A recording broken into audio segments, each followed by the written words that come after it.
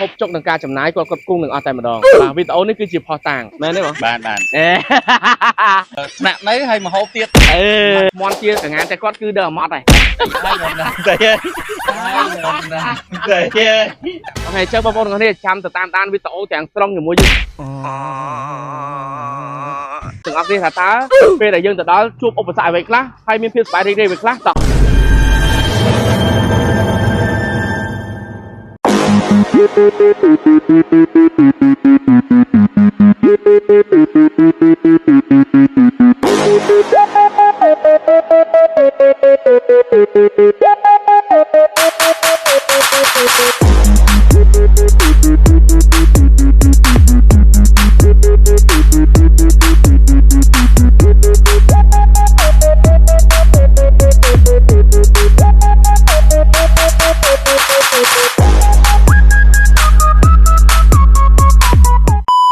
ហើយកុំភ្លេចជាមួយនឹងជំនួយថាមពលជំនួយភ្នែក Grid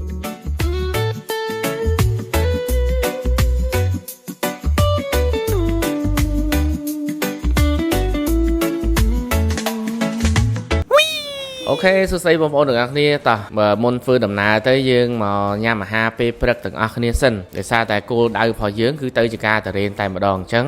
យើងញ៉ាំបាយញ៉ាំអីឲ្យហើយបានទៅហើយចំពោះខ្ញុំវិញគឺអត់ភ្លេចទេជាមួយនឹងភេទជ្ជៈការីតណាជំនួយភ្នែកក្នុងការបើកបរធ្វើដំណើរផ្លូវឆ្ងាយអីហ្នឹងគឺជួយខ្ញុំបានច្រើនមែនតើអញ្ចឹងមុនចេញដំណើរយើងឲ្យក្រុមការងាររបស់យើងស្រស់ស្រូបជាមួយនឹងអាហារពេលព្រឹកឲ្យហើយព្រោះយើងទៅនោះ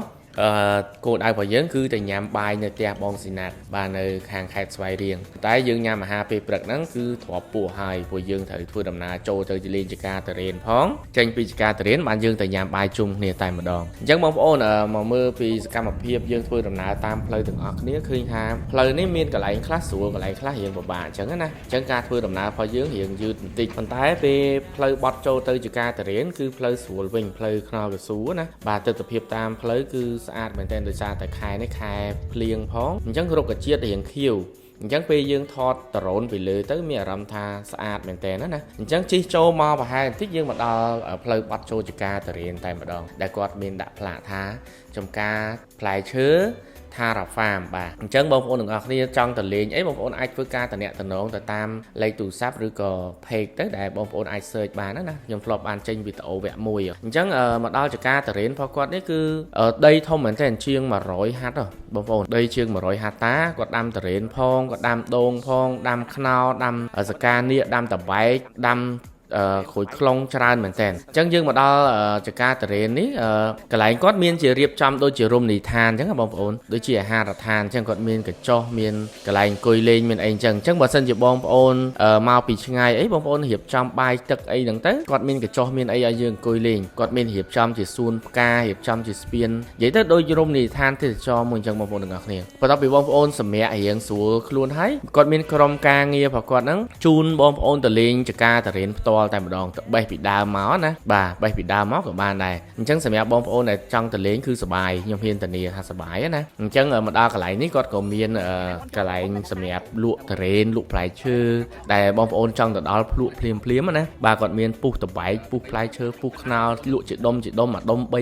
យដុំ4000តរេនមកប្រអប់នេះ10000អញ្ចឹងទៅបាទអញ្ចឹងបងប្អូនឃ្លានអីចង់ញ៉ាំភ្លាមអីបងប្អូនទិញទៅគាត់បកឲ្យភ្លាមតែម្ដងអញ្ចឹងស្រួលហើយបងប្អូនខ្លះគាត់ទៅដល់គាត់ទិញបាទម្នាក់4-5ផ្លែអញ្ចឹង10-20គីឡូអញ្ចឹងទៅយកទៅផ្ញើបងប្អូនគាត់នៅពេញអីអញ្ចឹងទៅហើយក្រុមការងារ Daily Fan ហ្នឹងក៏បានទិញបានច្រើនដែរអញ្ចឹងបងប្អូនអាចទៅលេងបានសប្បាយខ្ញុំហ៊ានធានាណា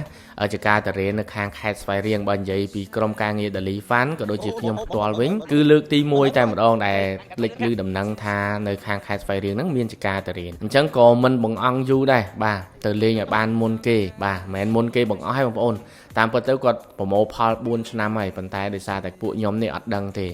ទឹមតែមួយឆ្នាំនេះហ្នឹងល្បីតរេនទៅក៏និយាយតគ្នាទៅក៏មានបងប្អូនយើងប្រហែលថានៅស្វាយរៀងមានចការតរេនក៏ឆ្ងល់ហើយក៏នាំគ្នាទៅតែម្ដងហើយសប្បាយហ៎បងប្អូនអញ្ចឹងក្រុមការងារចូលទៅលេងបេះផ្លែតរេនផ្ទាល់ក៏មានបាទមានក្រូចថ្លុងបាទមានកន្លែងគាត់ស្តុកតរេនហ្នឹងក៏មានច្រើនបាទច្រើនមែនតើអញ្ចឹងតិចទៀតក្រុមការងារ Daily Fan នឹងធ្វើដំណើរទៅដល់ផ្ទះបងសេណាតបន្តទៀតអញ្ចឹងបងប្អូនទាំងអស់គ្នាតោះ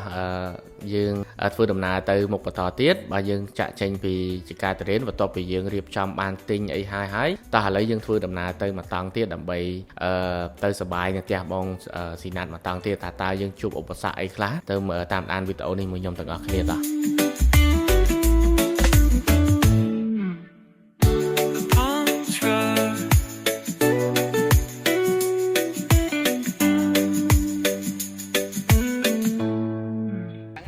អូខេហ្នឹងហើយបងប្អូនគ្រាន់តែមកដល់ភ្លាមកៅឆាយគឺជាប់ផុងឡានមួយតែម្ដងបាទឥឡូវចាប់ផ្ដើមរកខ្សែរកគូយន្តអូសហើយគ្នាយើងច្រើនដែរប៉ុន្តែតយកគូយន្តអូសព្រោះកន្លែងហ្នឹងវារៀងបែកផុកម៉ាំអញ្ចឹងចាប់ផ្ដើមអូសឡានអូអីហើយគ្នាយើងក៏ចាប់ផ្ដើមជូនបាទសម្ភារៈចេញពីលើឡានមានសាច់ខ្លែមមានប៊ីយ៉ាមានអីចឹងបងប្អូនយើងដឹងហើយទៅលេងខេត្តយើងតែដាក់អញ្ចឹងទៅរៀបចំរៀបអីហើយណាហេតនេដើមមកខ្វេះអីគេដួងបាទឆ្កឹះដួងឆ្កឹះអីនៅក្នុងគល់ឈើគល់អីចឹងណានិយាយពីថាក្រុម Daily Fun ទៅណាក៏ប្រេងសបាយដែរនិយាយទៅសបាយលក្ខណៈមកអត់ចេះទិសតលអីទេបងប្អូនហើយឥឡូវចាប់ដើមជូនបាទមានសាច់មានប៊ីយ៉ាមានអីអញ្ចឹងទៅឡើងទៅដាក់កន្លែងរៀបចំបាទជាពិសេសជាមួយនឹងក្រីតយើងមានទឹកសនិងទឹកខ្មៅណាហើយបងម្ចាស់ផ្ទះក៏គាត់បានរៀបចំជារោងមួយដែរសកួរពួកយើងទៅបោះតង់នៅហ្នឹងប៉ុន្តែសកួរខ្លាចពេលភ្លៀងអញ្ចឹងណាបងប្អូនអាកាសធាតុនៅហ្នឹងល្អមែនតើ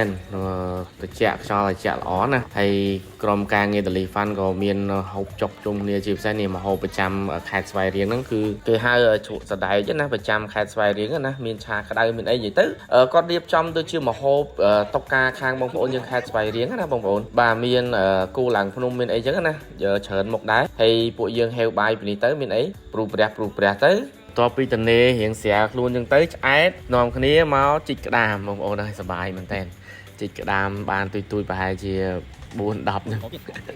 លោកគុនក្តាមអូនេះខំប្រឹងដែរលោកកប់ដៃដល់ក្លៀកបាទអត់មានបានអីទេដែងទេតាមពិតតែគ្មានចេះស្អីទេហ្នឹងហើយបងប្អូនទាំងអស់គ្នាកុំជឿសើសំដែងទេអូខេអញ្ចឹងអរគុណច្រើនមែនទែនសម្រាប់បងប្អូនទាំងអស់គ្នាដែលបានតាមដានវីដេអូនេះតាំងពីដើមរហូតមកដល់ទីបញ្ចប់រៀងវែងដែរណាអញ្ចឹងខ្ញុំបាទនឹងក្រុមការងារ Daily Fun ក៏សូមអរគុណដល់ពុកម៉ែបងប្អូនទាំងអស់គ្នាហើយក៏សូមកុំភ្លេចជួយ like page និង follow ពួកខ្ញុំនឹងធ្វើវីដេអូថ្មីៗផ្ដល់ជូនដល់ពុកម៉ែបងប្អូនទាំងអស់គ្នាទៀតផងដែរអរគុណច្រើនជួបជាមួយនឹងខ្ញុំបាទនៅវីដេអូក្រោយៗទៀតអរគុណបាយបាយ